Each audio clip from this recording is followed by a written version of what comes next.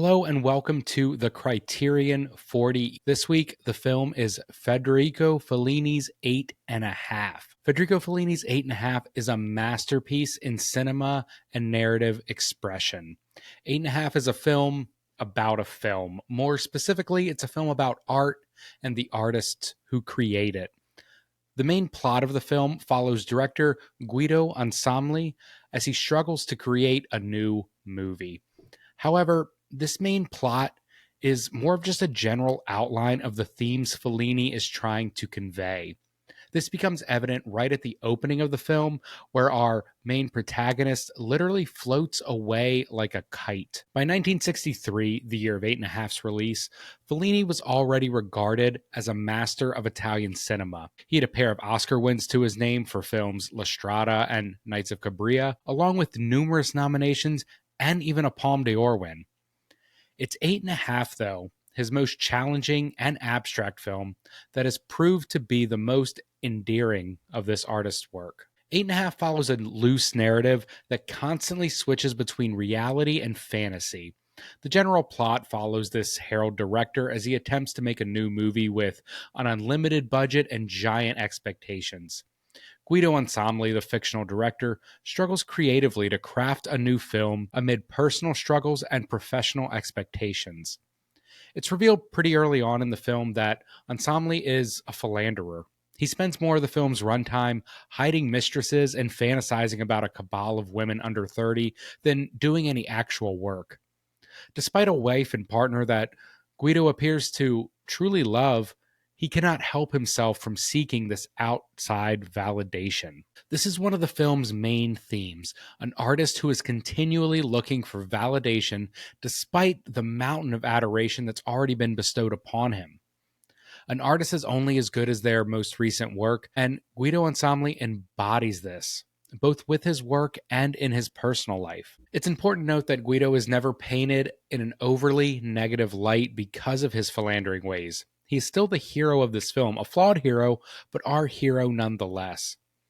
Guido, in many cases, is harder on himself than the movie is. Maybe this is Fellini being sympathetic to a character that he connects with, or maybe it's a way to soften the viewer's opinion of the hero.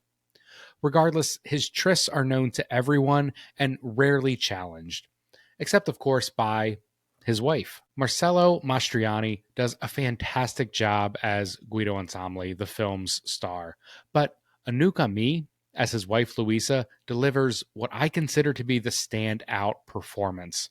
Her role as a scorned, estranged wife is a difficult one to master. She must come off in the film as hurt and angry, but not hysterical. That was a tough tightrope to balance for female actresses in the 1960s. Praise must be given to Fellini and Ennio Filanio's writing of the character, but it's Amée's performance that brings this character to life. She's a strong woman who was once the muse of this great director.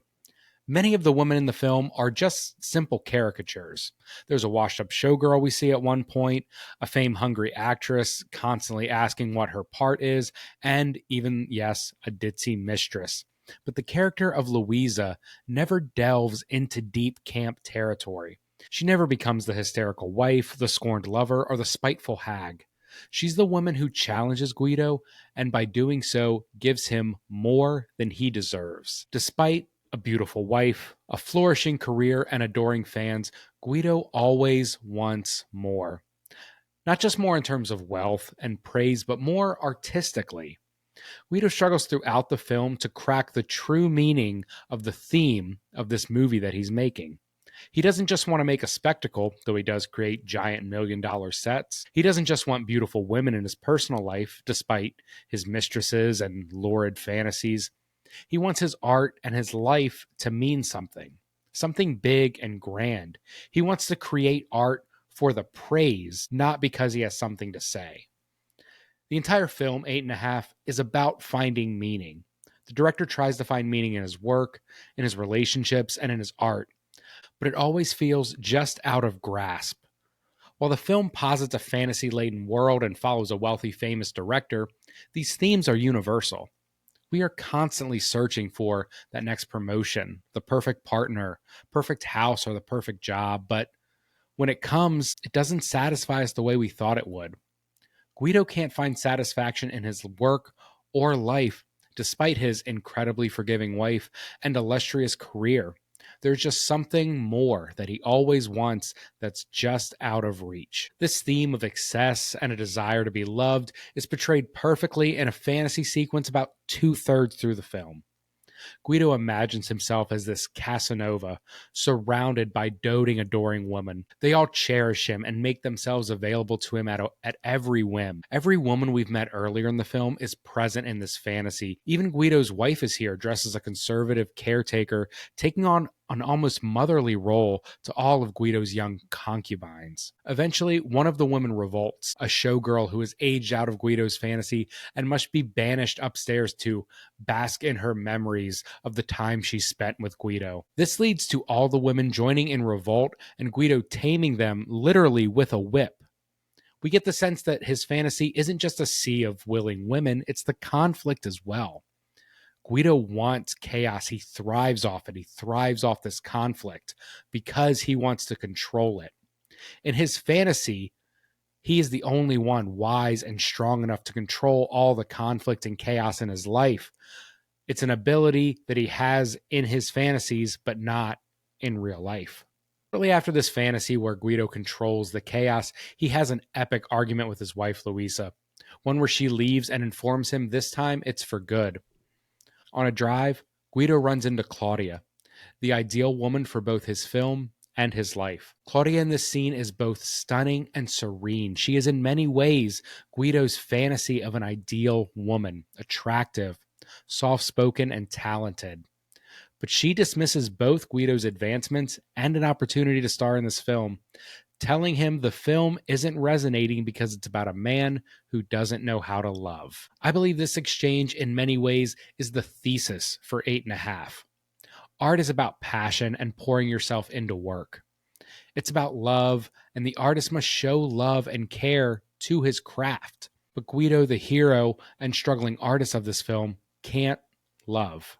In his attempt to make art that people love, he has forgotten the most important part of making art that you yourself love. Art isn't about reception, it's about passion and love. There's good art and bad art, but each piece of art needs to be a reflection of the artist themselves. It can't be made for other people, for praise, or for entertainment. It needs to be made as a passion piece from the artist themselves. 8.5 is a movie about learning how to love and in turn, learning how to make art. Thank you so much for watching the Criterion 40. We'll be back next week with Tokyo Story, and we'll have another episode of Weekly Movie Minute on Friday that'll be about Den of Thieves 2. I've also put up on my Letterboxd some movie recommendations to watch before Den of Thieves 2. I think that's something I'm going to do before each Weekly Movie Minute on Friday. Whatever the big movie is, just kind of give a list of movies that you might want to look at or check out before you go into the new movie. That's all, and I'll see you guys next week.